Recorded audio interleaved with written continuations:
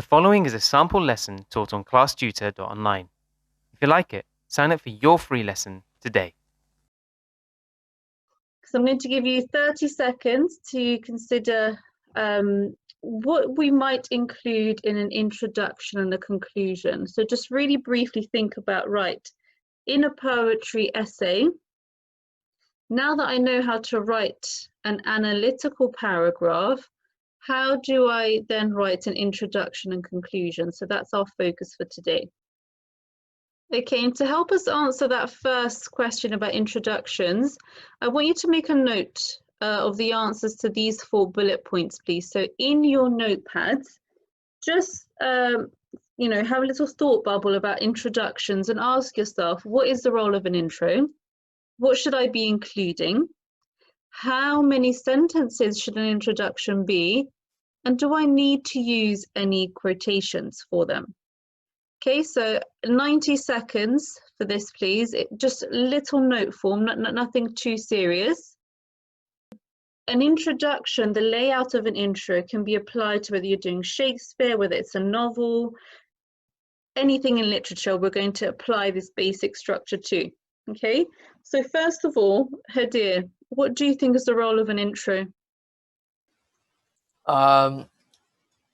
Well, it's to set a point so then you could develop it further later on in the paragraph.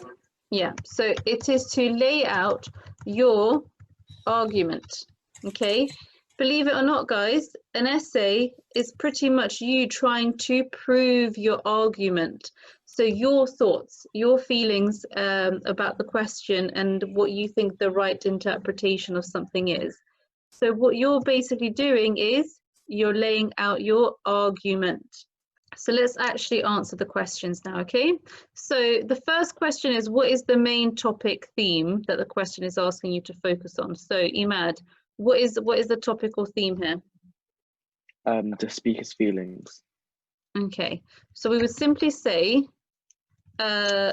Vicky Fever, who's the poet, draws attention to the speaker's feelings.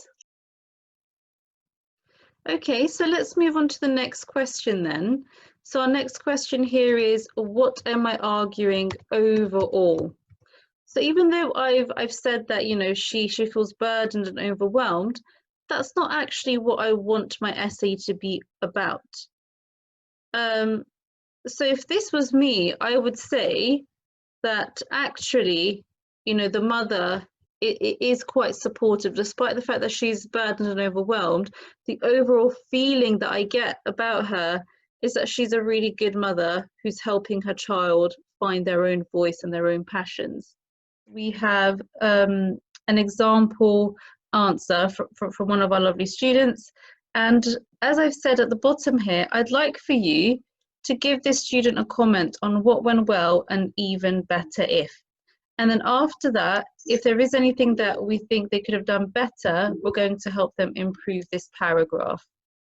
And then once you have read it, I'm going to give you then 3 minutes to read and then to give them a little comment. So I'm going to come to you randomly and just say, right, what did you like about this paragraph and how could it have been made better? And if this is your paragraph, then can you do some self-analysis, please? Okay, let's think about what went well with this paragraph then. So I'm just going to read the first part of it, and then if you have any comments about what went well with that section, then I'd like for you to just put your hand up, please. So the question was, how does the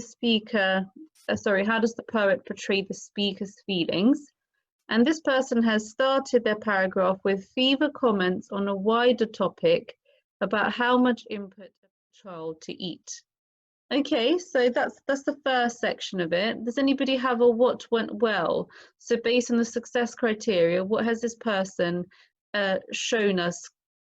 Hafia? I like how when their topic sentence isn't a repeat of what the question's asking them to do. Good. If you like this sample, why not sign up for a free lesson? on www.classtutor.online.